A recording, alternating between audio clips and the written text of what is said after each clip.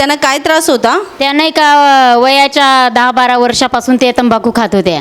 तंबाखू खात होत्या. तर मागच्या वेळेस नाही का फेब्रुवारी महिन्यात आम्ही शिबिरला आलो.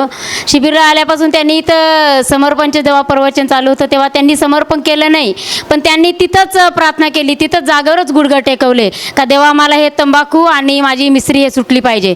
मग जिथून इथून शिबिरवरून गेलो घरी तेव्हापासून त्यांची तंबाखू खायला इच्छा होत नाही आणि मिसरी घासायला इच्छा होत नाही. तिथून त्यांचं ते देवानी व्यसन सोडून दिलं. म्हणून प्रभू येशूला त्या कोटी कोटी धन्यवाद देते आहे. आता 4 महिने झाले ते अजिबात तंबाखू काय मस्ती काहीच लावत नाही. अजिबात लावत नाही, काहीच खात नाही. त्या आईचं वय आता किती असणार? आईचं वय तरी 65-70चं वय म्हणजे वय असेल त्यांचं आता. 65-70 तर आता वय आहे. आणि वयाच्या 10व्या वर्षापासून 10 ते 12 वर्षाचे होते तेव्हापासून ते व्यसन करायचे. पासून ते व्यसन करायचे. म्हणजे जवळजवळ 51 वर्ष ते रोज मिसरी आणि तंबाखू लावायचे. मिसरी आणि तंबाखू लावायचे. प्रभूने एवढ्या वर्षाच्या व्यसनातून प्रभूने त्यांना मुक्त केलं आहे. आई किती वर्ष म्हणजे अगदी लहानपणापासून तुम्ही तंबाखू आणि मिसरीचे व्यसन होतं तुम्हाला? म्हणजे रोज लावायचे? मामाने पिजवला था माझे.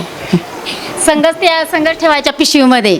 त्यांच्या पिशवीतच मिसरी आणि तंबाखू पण संगच असायची. म्हणजे जिथे गेले तिकडे सोबत असायचंच. जिथं गेले तिथं ते काढून आणि खायची. पण आता फेब्रुवारी महिन्यात तुम्ही शिबिरात आले आणि तेव्हापासून काय झालं? तेव्हापासून आता खात नाही ना आणि मला देणं येत नाही. म्हणजे ध्यान पण येत नाही आणि खात पण नाही. नाही. प्रभूने तुम्हाला मुक्त केलं त्या व्यसनातून. मुक्त केला आता.